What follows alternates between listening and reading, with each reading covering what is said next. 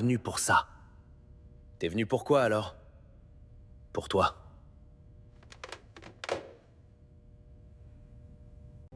Pour que tu saches que t'es pas seul. Et pour te dire qu'il y a un chemin. Je l'ai pas encore tout parcouru, Nathan, mais il existe. Parce que j'ai appris dans cette église qu'on ne revient pas vers Dieu par nos propres forces, mais parce qu'on a accepté d'être ramassé là où on était tombé. Si il a pu me ramasser, Nathan, il peut trouver là où tu es. Le temps est écoulé. Ce chemin, c'est pas une ligne droite, c'est une main tendue. Et la mienne, elle ne te lâchera pas. Avant de commencer, je veux faire quelque chose. Mon fils est là ce matin. J'ai planté cette église. J'ai porté les fardeaux de beaucoup d'entre vous. Mais j'ai négligé l'enfant que Dieu m'avait confié en premier.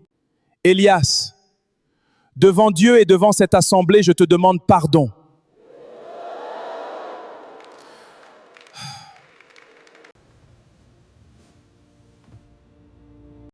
Alors, t'as pris une décision?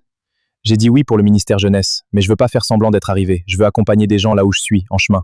C'est les meilleurs accompagnateurs, ceux qui savent encore marcher. Hélas, pour méditer la Bible, il faut la lire lentement et réfléchir. D'accord, pasteur. Par où commencer? Commence par la Genèse. C'est le début de tout.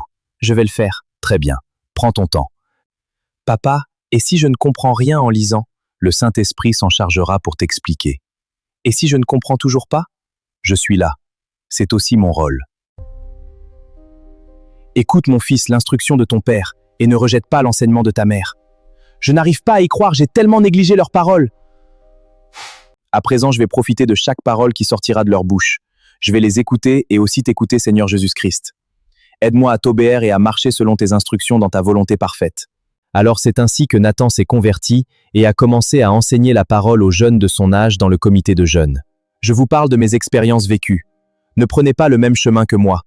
À travers mon parcours, j'ai découvert que le véritable retour n'est pas à une vie d'avant, mais l'acceptation courageuse de sa propre vulnérabilité, pour briser les cycles de l'orgueil, de l'errance et de la solitude. Et à de l'étreinte bouleversante entre le pasteur et son fils, à la main tendue d'Elias vers Nathan derrière les vides de la prison, cette saison nous a prouvé que le pardon n'est pas une destination finale, mais le point de départ indispensable pour enfin embrasser sa véritable mission. Parviendrai-je à trouver mon propre chemin vers la lumière depuis ma cellule? Quelle forme prendra mon chemin? Et surtout, quelle forme prendra le ministère d'Elias dans cette église? J'ai révélé ses failles autant que sa force. La réconciliation n'était que le prologue. La transformation, elle, ne fait que commencer. C'est vrai, on doit continuer. Exactement, un pas après l'autre. Êtes-vous prêt à découvrir ce que le destin réserve à Elias pour la saison 2? Si oui, alors on se voit à la saison 2. Bon visionnage. Et n'oublie surtout pas de mettre un commentaire, liker et partager pour nous encourager.